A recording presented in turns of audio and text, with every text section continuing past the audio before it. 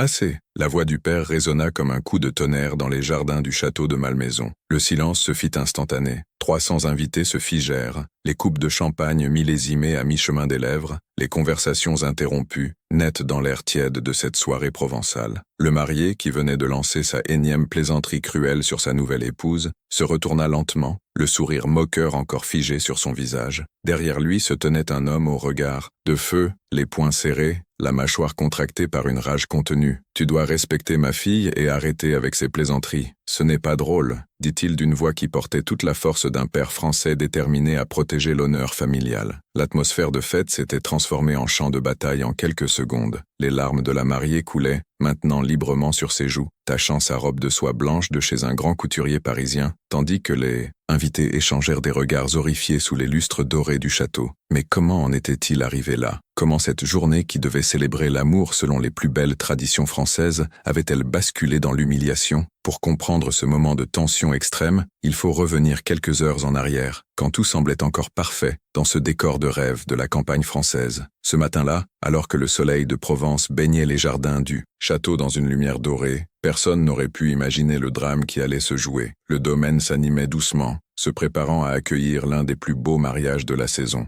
Les fleuristes disposaient des centaines de pivoines blanches, symbole de l'amour éternel selon la tradition française, tandis que les derniers préparatifs battaient leur plein dans cette demeure historique du XVIIIe siècle. Les premiers invités commençaient à arriver dans leurs plus beaux atours, les femmes portant d'élégants chapeaux selon l'étiquette des mariages aristocratiques français, les hommes ajustant leurs pochettes de soie dans leur smoking de chez Charvet. L'air embaumait le parfum des roses de Grasse, et le champagne de Reims coulait déjà à flot sur les terrasses du château. C'était exactement le genre de cérémonie dont rêvent toutes les jeunes Françaises, romantiques, raffinées, traditionnelles, dans le plus pur style de l'art de vivre à la française. Dans sa chambre au volet bleu, la mariée se préparait avec l'aide de ses demoiselles d'honneur. Sa robe, créée par un couturier parisien renommé de la rue Saint-Honoré, était un chef-d'œuvre de dentelle de Calais et de soie de Lyon. Chaque détail avait été pensé pour incarner l'élégance française. Les manches longues, brodées de perles de culture, le décolleté discret mais raffiné, la traîne de 3 mètres qui se déployait comme un nuage de bonheur. Elle rayonnait d'une joie pure, ses yeux bleus pétillants, d'émotions comme ceux d'une héroïne de conte de fées français. Depuis sa plus tendre enfance dans leur maison familiale de Lyon, elle avait rêvé de ce jour. Elle imaginait les regards attendris des invités, les larmes de joie de sa mère, la fierté dans les yeux de son père. Surtout, elle imaginait son futur époux l'attendant au pied de l'autel, ému aux larmes en la voyant s'avancer vers lui dans sa robe de rêve, comme dans les plus belles comédies romantiques françaises qu'elle adorait regarder. Pendant ce temps, dans une autre aile du château, le marié se préparait avec ses garçons d'honneur. L'atmosphère était bien différente, décontractée, bruyante, presque cavalière. Les bouteilles de whisky écossais circulaient librement entre les amis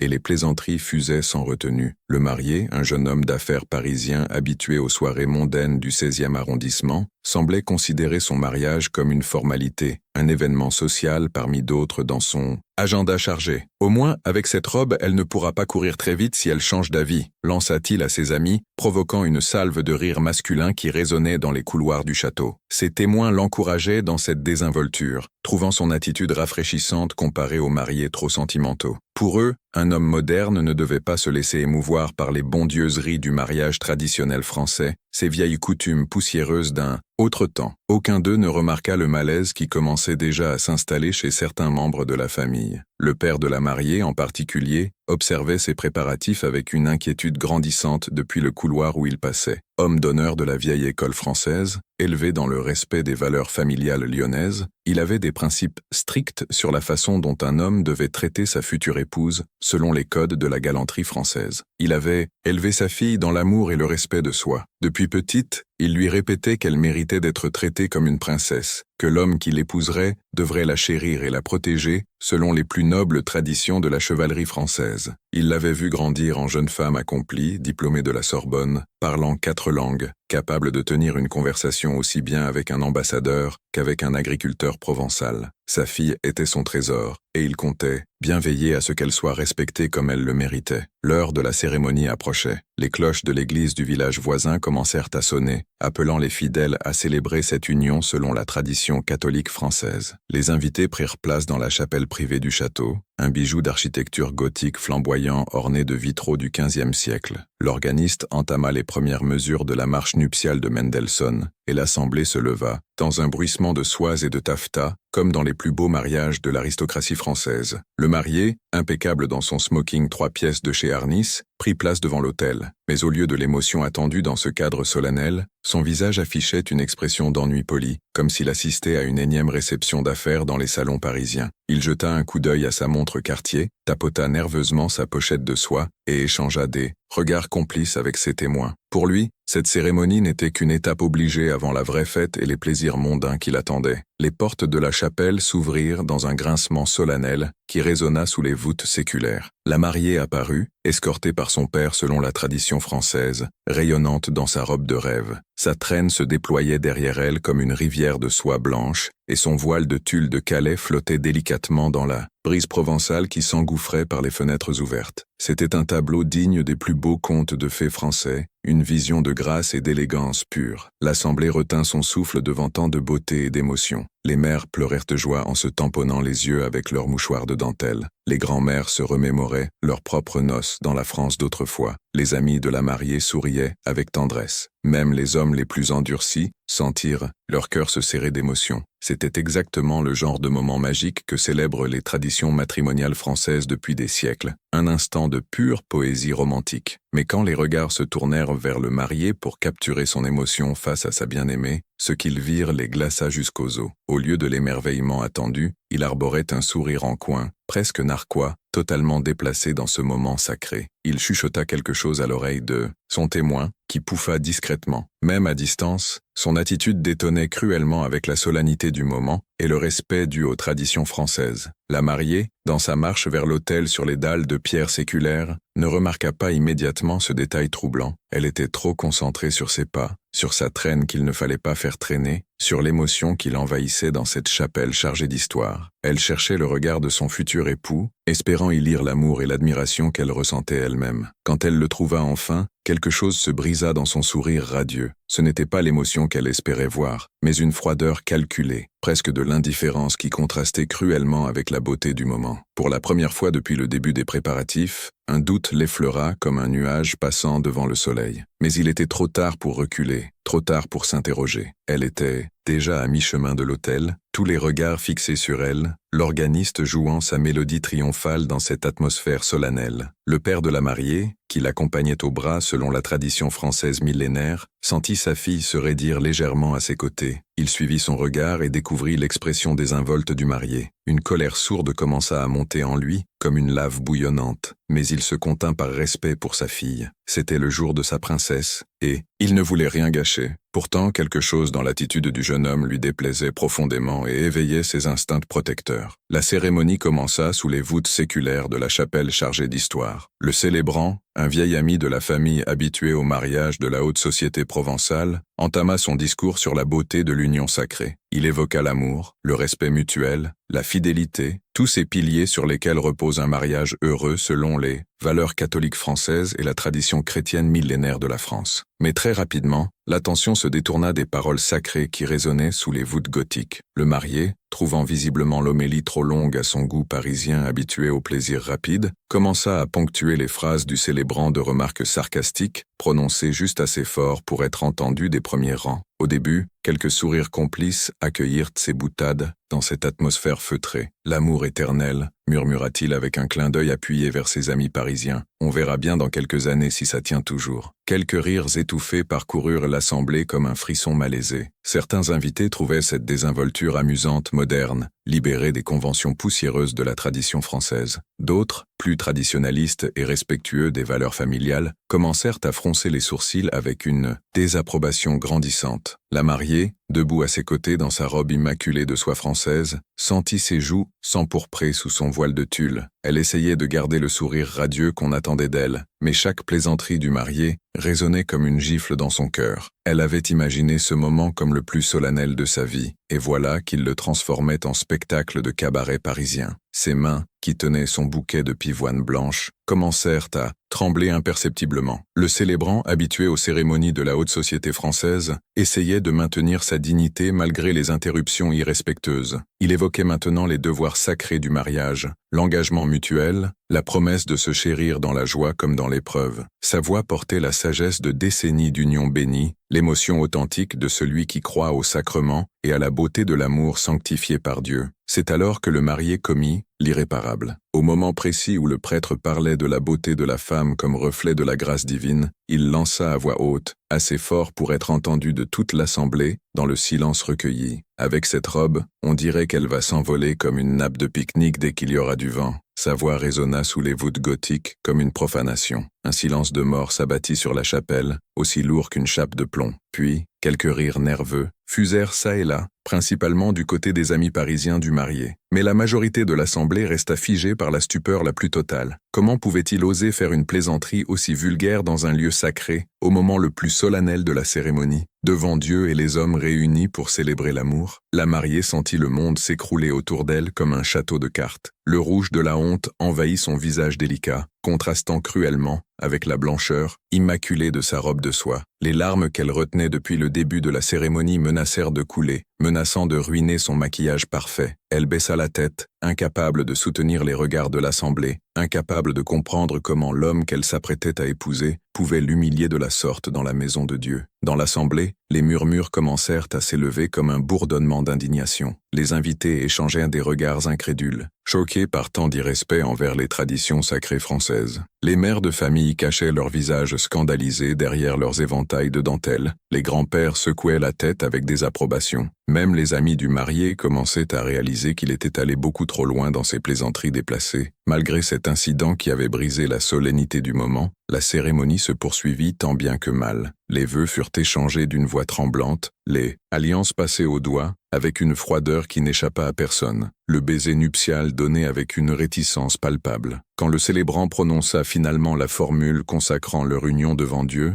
les applaudissements furent polis, mais manquèrent cruellement de chaleur. L'ambiance festive était définitivement brisée comme un cristal de baccarat. La sortie de l'église se fit dans un climat tendu et électrique. Les invités jetèrent du riz selon la tradition millénaire, mais leurs sourires semblaient forcés comme des masques de théâtre. Les photographes mitraillaient le couple, mais la mariée avait perdu son éclat naturel de jeune épouse comblée. Ses sourires paraissaient figés, ses yeux avaient perdu leur pétillement de bonheur. Le marié, lui, continuait ses plaisanteries, inconscient du malaise général qu'il avait créé dans cette assemblée respectueuse des traditions. La réception se déroula dans les jardins à la française du château, magnifiquement aménagés pour l'occasion selon le plus pur style de l'art de vivre français. Les tables rondes couvertes de nappes de lin blanc s'ornaient de centres de fleurs somptueuses. Les serveurs en livrée circulaient avec des plateaux d'argent chargés de mets raffinés préparés par un chef étoilé. Tout était parfait selon les canons de l'élégance française, sauf l'atmosphère qui restait électrique et tendue. Le champagne millésimé de Reims coulait à flots dans les coupes de cristal.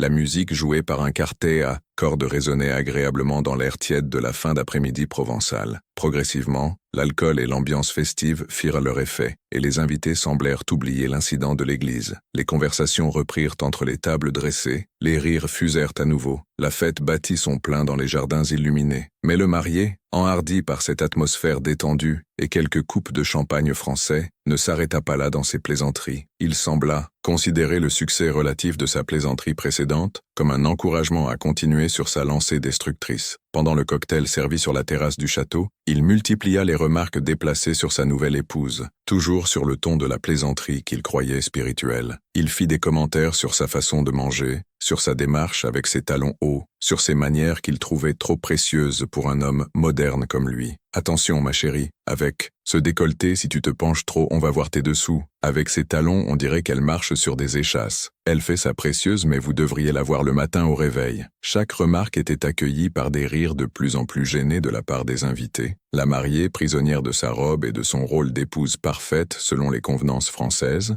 était contrainte de sourire et de faire bonne figure devant les invités. Mais intérieurement, chaque plaisanterie la détruisait un peu plus, érodant sa confiance comme l'eau creuse la pierre. Elle qui avait rêvé d'être choyée, admirée, respectée le jour de son mariage selon la tradition française, se retrouvait humiliée publiquement par celui qui venait de promettre devant Dieu de l'aimer et de la protéger. Vint le moment de la traditionnelle danse des mariés sur la terrasse illuminée du château. L'orchestre attaqua les premières mesures d'une valse romantique française, et le couple s'avança, sur la piste de danse aménagée sous les étoiles provençales. C'était un moment que la mariée attendait depuis des mois, imaginant la tendresse de cette première danse d'époux, sous le ciel étoilé de France, comme dans les plus beaux films romantiques qu'elle adorait. Mais même là, dans ce moment qui devrait être magique, le marié ne put s'empêcher de continuer ses plaisanteries cruelles. Tandis qu'ils évoluaient, sous les regards attendris des invités, il chuchota à son oreille des remarques, blessantes, puis plus fort, pour que l'assemblée entende. « Fais attention à ne pas marcher sur ma veste, avec tes gros sabots. J'espère qu'elle danse mieux qu'elle cuisine. » Sa voix portait dans l'air tiède de la soirée provençale. Cette fois, les rires se firent rares et forcés. Même ses amis parisiens les plus fidèles commençaient à trouver le spectacle pénible et de mauvais goût. On sentait que l'ambiance basculait définitivement, que le malaise gagnait l'ensemble des invités comme une contagion.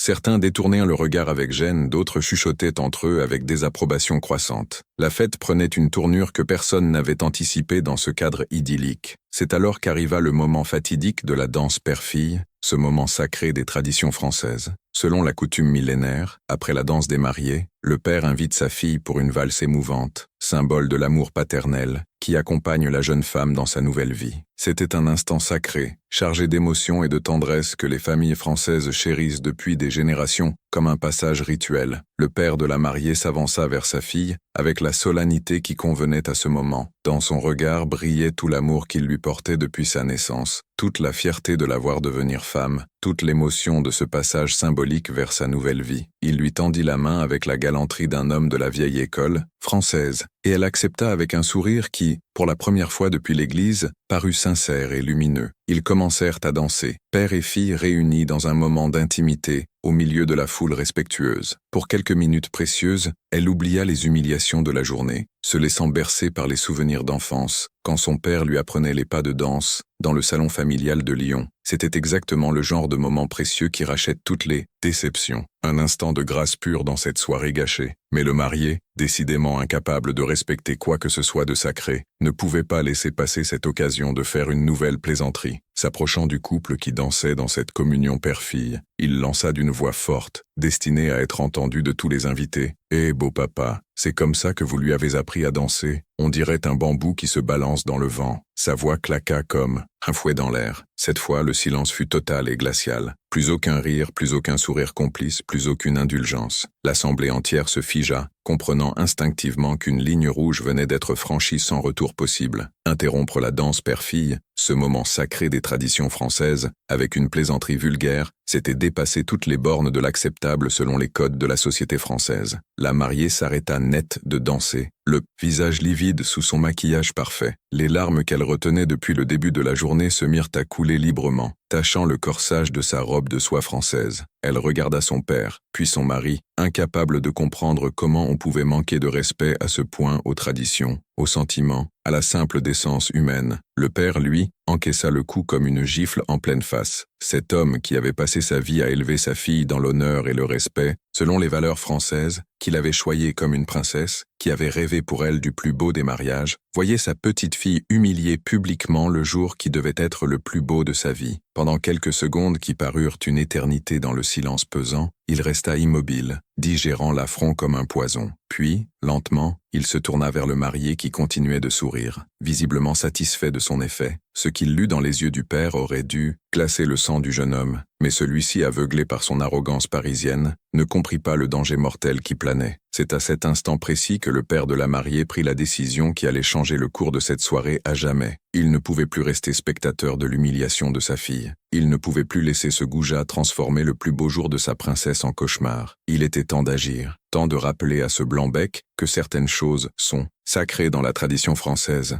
Le marié, encouragé par ce qu'il prenait pour du silence admiratif, décida d'enfoncer le clou avec une cruauté décuplée. Il lança une dernière plaisanterie, plus cruelle encore que les précédentes. « Regardez-moi ça, La mariée va avoir besoin d'un jardin entier juste pour rentrer dans sa robe. Je crois que j'épouse une nouvelle variété de pivoine. Sa voix résonna dans le silence comme une profanation. Et c'est ainsi qu'il revenait au moment où tout avait basculé définitivement. Le père n'en pouvait plus supporter davantage. La rage accumulée pendant des heures explosa d'un coup comme une bombe à retardement. Assez. La voix claqua comme un fouet dans l'air tiède de Provence. Tu dois respecter ma fille et arrêter avec ces plaisanteries. Ce n'est pas drôle. Il s'avança vers le marié qui, pour la première fois de la soirée, perdit son sourire arrogant. L'homme qui lui faisait face n'était plus un invité poli, mais un père en colère, prêt à tout pour défendre l'honneur de sa fille, selon les principes sacrés de l'honneur français. Le silence qui suivit fut assourdissant dans les jardins du château. 300 invités retenaient leur souffle, témoins d'un affrontement qui dépassait le simple malentendu familial. C'était la confrontation entre deux conceptions du mariage, entre le respect des traditions françaises et la désinvolture moderne, entre l'honneur et l'irrespect. Dans ce face-à-face sous les étoiles provençales, se jouait bien plus qu'une dispute de famille. C'était l'âme même de la France traditionnelle qui se dressait contre l'arrogance de la modernité sans valeur.